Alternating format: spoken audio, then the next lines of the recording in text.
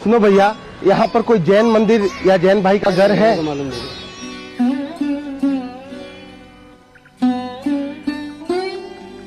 सुनो भैया, यहाँ पर कोई जैन मंदिर या जैन भाई का घर है? ये है ना गुरुजी जैन भाई का घर। धन्यवाद।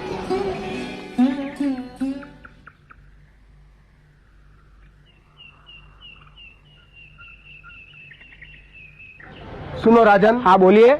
मैं एक धर्म गुरु जैन यति हूँ। तो आपके सेठ जी घर में है? हाँ वो घर में है, मगर वो साधु संतों से नहीं मिलते। मगर क्यों राजन? उन्हें उनसे नफरत है।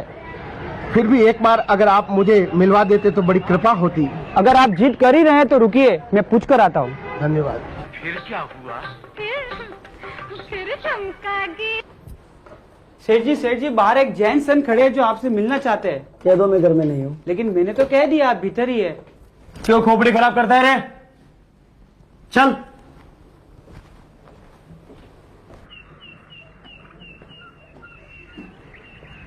कहिए, मुझसे क्या काम है? देखो राजन, हम 3 मुनिगण जंगल में विहार करते हुए चातुर्मास के लिए रामपुर जा रहे थे कि रामपुर यहाँ से 150 किलोमीटर दूर है। जंगल में विहार करते हुए मेरे पाँव में कांटा छुप गया। मेरे साथ के दोनों मुनि बातें करते हुए आगे चल निकले और मैं रास्ता भटक गया। मैं 7 दिनों से भटकते भटकते यहाँ तक पहुँचा हूँ। तो क्या आपको पैसे या गाड़ी चाहिए रामपुर जाने के लिए? नहीं राजन, ये सब हमारे लिए वर्जित है। तो आप मुझसे चाहते क्या हो? यदि आप मुझे आज्ञा दे तो मैं आपके घर पे चातुर्मास करना चाहता हूँ। देखिए, आप एक जैन यति है और आप तकलीफ में हैं, इसलिए इंसानियत के नाते मैं आपको मना नहीं कर सकता हूँ, मगर मेरी एक शर्त है। बोलो राजन। देखिए, आप मेरे जीने के तरीके में कभी दखल अंदाजी नहीं करेंगे और ना ही मुझे कभी उपदेश देंगे। बोलो, मंजूर है? हमारी क्रियाएं ही हमारा उपदेश है। वैसे भी उपदेश देने से किसी के जीवन में कोई परिवर्तन आ जाए ये कोई आवश्यक नहीं है। हाँ, परिवर्तन के लिए जीवन में एक टर्निंग पॉइंट ही काफी है। ठीक है महाराज, महाराज को कमरे में ले जाओ। पधारिए महाराज, पधारिए। ये है आपका कमरा, आप यहाँ आराम से रहिए। और हाँ, हमारे सेठ जी की बातों का बुरा नहीं मानना, वे दिल के बड़े ही अच्छे हैं, मगर उन्हें धर्म में जरा भी रुचि नहीं है। मगर क्यों राजन? बचपन में हमारे सेठ जी ऐसे नहीं थे। कई सालों पहले उनके माता पिता तीर्थ यात्रा कर लौट रहे थे कि उनकी कार दुर्घटनाग्रस्त होने से उनकी अकाल मृत्यु हो गई। तीर्थ यात्रा करने के बाद भी ऐसी दर्दनाक मौत से हमारे सेठ जी को धर्म से नफरत हो गई। कर्म थारी गति न्यारी, कर्म थारी गति न्यारी। खैर छोड़िए महाराज, अब ये बताइए मैं आपके लिए भोजन में क्या क्या बनाऊं? देखो राजन, जैन साधु इस तरह से आदेश नहीं दिया करते। आपके पास जो भी उपलब्ध है उसी में से मैं अपने व्रत नियमानुसार सात्विक भोजन ग्रहण कर लूंगा। हाँ, अभक्ष्य आहार वर्जित है। अभक्ष्य अर्थात? कंदमूल, बैंगन, फूल गोभी आदि कई प्रकार के अभक्ष्य आहार है। दूसरे भी नियम है, मैं आपको शाम को समझाऊंगा। फिलहाल मैं अपनी क्रियाएं करना चाहता हूँ। जी महाराज, मेरी कोई जरूरत हो तो आप मुझे जरूर आवाज देना। धर्मलाल।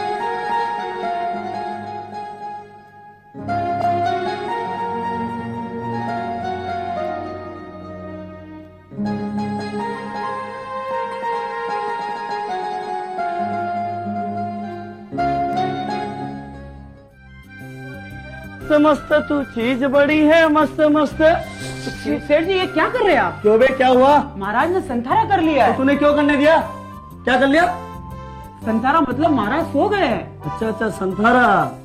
लगता है तुझे आज से उपदेश पिलाने शुरू कर दिए। अरे राम प्यारे, महाराज रोज इतनी जल्दी सो जाएंगे क्या? रोज का तो पता नहीं, पर आज उनका 8वां उपवास है ना, इसलिए शायद। 8वां क्यों? आज तो कुछ खाया होगा ना? घर में जो कुछ भी था सब उनके सामने रख लिया, मगर सिवाय गर्म पानी के उन्होंने कुछ नहीं लिया।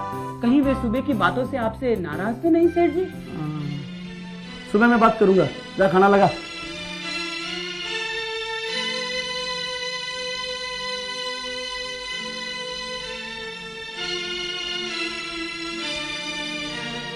महाराज,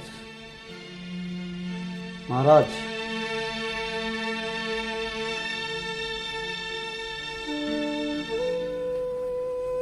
धर्मलाभ राजन, क्या बात है महाराज, कल से आपने कुछ खाया नहीं, नाराज हो गया?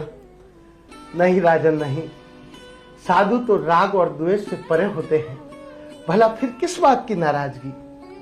रही बात गोचरी की, तो उसका कारण यह है कि मैंने आजीवन एकाष्ठा का नियम लिया है।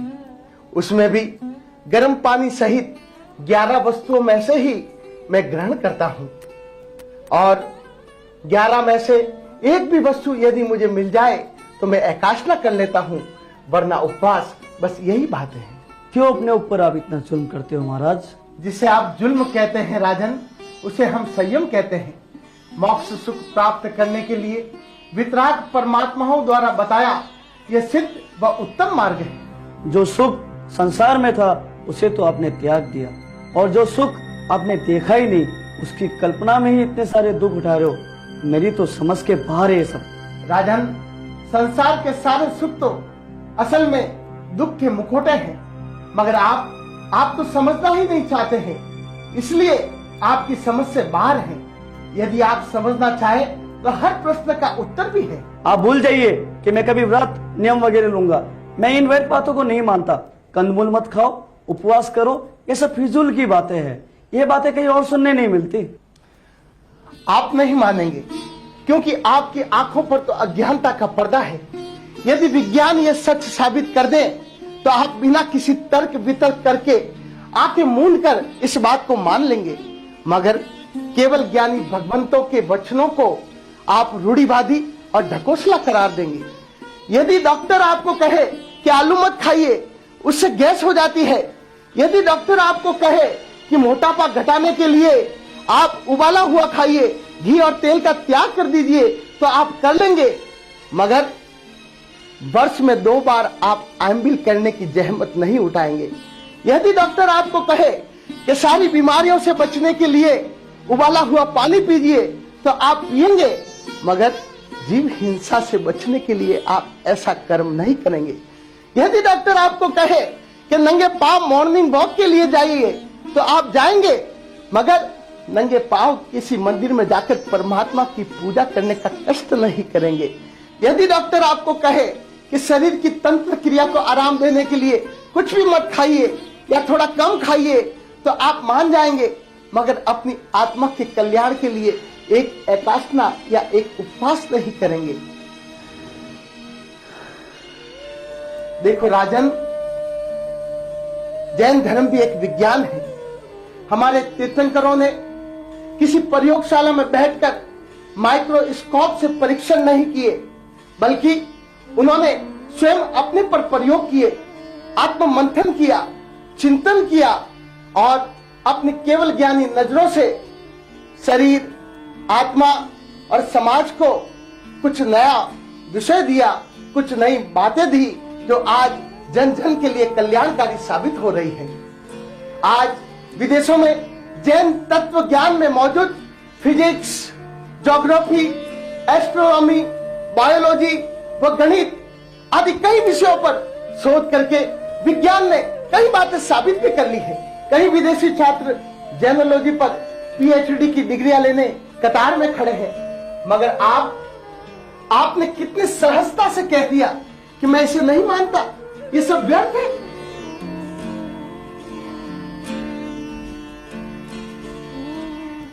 धर्म लाभ। हम धर्म की ज्योति में अपना भी तेज मिलाएंगे। वीर की वाणी का अमृत जन जन को पिलाएंगे। जन्मों से जैनों को हम कर्मों से जैन बनाएंगे। कर्मों से जैन बनाएंगे। हीरे को पत्थर समझ कर खुद को ही धोखा दिया। खुद को ही धोखा दिया। अपने हित की बात को भी झूठे मद में उड़ा दिया। झूठे मद में उड़ा दिया। गैर भी झुकते हैं अपने धर्म में वो प्रभाव है। धर्म में वो प्रभाव है।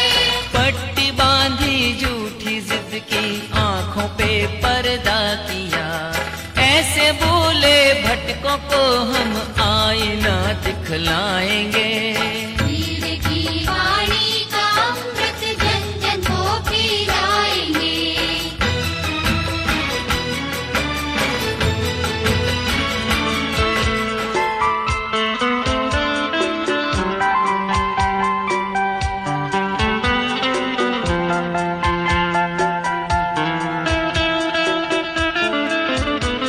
आपने हमें आश्रय दिया, इसके लिए आपको बहुत बहुत धन्यवाद। यदि इन 4 महीनों में हमसे आपको किसी प्रकार की तकलीफ हुई हो तो हम क्षमा चाहते हैं। मुझसे भी कोई गलती हुई हो महाराज तो मुझे भी क्षमा कर दो महाराज। धर्मलाभ, मुझे भी क्षमा करना महाराज। धर्मलाभ, देखो राजन, इन 4 महीनों में मैंने आपको कोई उपदेश नहीं दिया। यदि आप कुछ सुनना चाहते हैं तो जाते जाते मैं आपको कुछ कहना चाहता हूँ। ठीक है। कहिए। देखो राजन, मानव भाव बहुत दुर्लभ है, उसमें भी जैन कुल तो लाखों में एक को मिलता है। एक बार, बस एक बार अपनी आत्मा की गहराई में जाकर सोचो कि आपकी अपनी मान्यताएं क्या है और केवल ज्ञानियों की मान्यताएं क्या है। जिस दिन इस बात को तुम सोच लोगे, सचमुच में आप अपने जीवन को सार्थक कर दोगे। ठीक है, सोचूंगा महाराज। काम पे रहे महाराज को अगले गांव तक छोड़ के आओ। धर्मलाभ,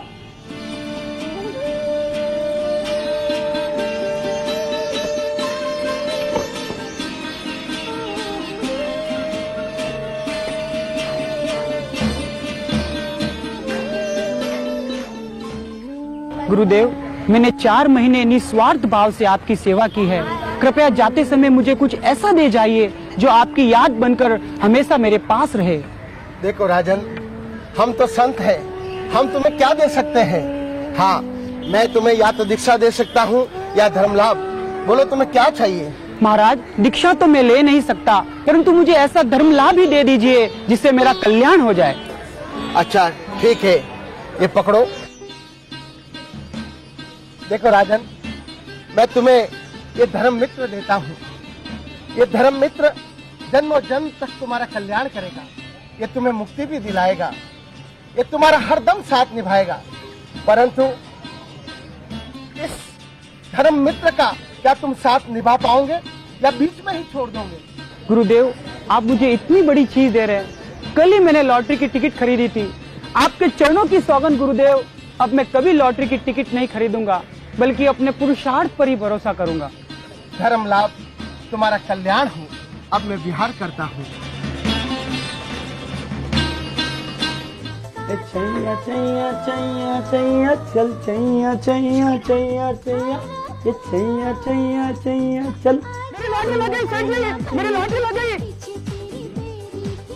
मेरी लॉटरी लग गई, मेरी लॉटरी लग गई, मेरी लॉटरी लग गई सेठ जी, मेरी लॉटरी लग गई, मेरी लॉटरी लग गई सेठ जी। पागल हो गया, क्यों चिल्ला रहा है? सेठ जी, मेरी लॉटरी लग गई, अब मैं करोड़पति बन गया। सच? मुझे तो विश्वास नहीं हो रहा है। मुझे भी विश्वास नहीं हो रहा, आश्चर्य हो रहा है। लगता है महाराज के मंत्र ने अपना प्रभाव दिखाई दिया। मंत्र का? अरे कौन से मंत्र का?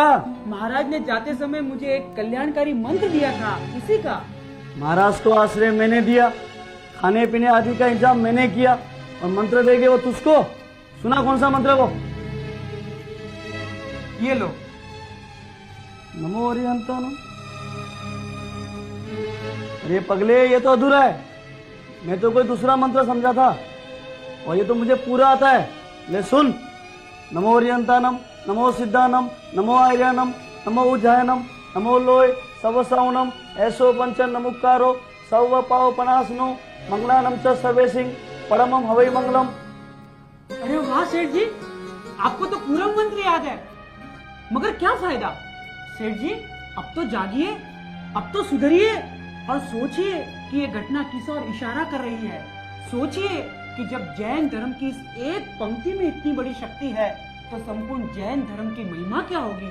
सेठ जी, अब तो यथार्थ को स्वीकार कीजिए। ए चल चल, तू मुझे जैन धर्म मत समझा, मैं तो जन्म से जैन हूँ।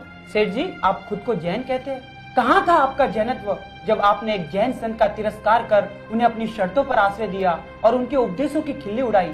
कहाँ था आपका जैनत्व जब गांव के अजैन लोग उस महापुरुष को वंदन कर रहे थे, व्रत नियम ले रहे थे, मगर आपने उनको हाथ तक नहीं जोड़े? कहाँ था आपका जैनत्व जब आप अपने तरीके से जी रहे थे? सेठ जी, जन्म से नहीं, जैन तो कर्मों से बनना पड़ता है। आपको पूरा मंत्र याद है ना? तो क्या आपने मुझसे कोई प्रतिस्पर्धा जीत ली? आपने तो सिर्फ तोता रट कर रखी थी, उस मंत्र का आत्मसात कभी किया ही नहीं।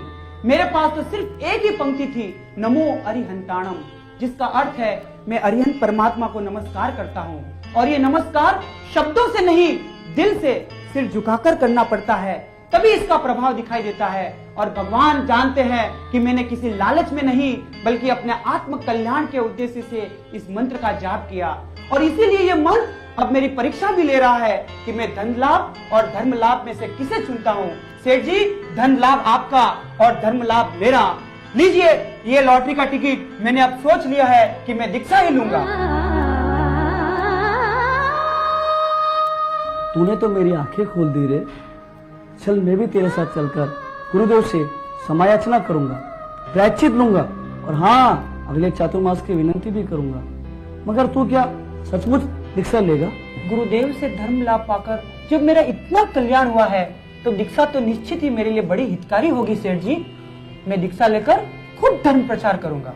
तो मैं भी संकल्प करता हूँ कि इस लॉटरी ने जो हमारे जीवन में परिवर्तन लाया है, उसके पैसों से मैं समाज में परिवर्तन लाने का प्रयास करूंगा। मैं इन पैसों का अखिल भारतीय श्री राजेंद्र जैन तरुण परिषद शाखा मुंबई जैसी संस्थाओं का अनुदान करूंगा जो धार्मिक शिक्षा का प्रचार करती हो। तो सारी सामाजिक समस्याओं का हल धार्मिक शिक्षा में मौजूद है। यह सत्य अब मैं जान चुका हूँ, क्योंकि आज के दिन से ही मेरे जीवन में टर्निंग पॉइंट आ चुका है। क्या आप भी अपने जीवन में टर्निंग पॉइंट की राह देखेंगे या आज के ही दिन को टर्निंग पॉइंट मानकर आगे बढ़ेंगे?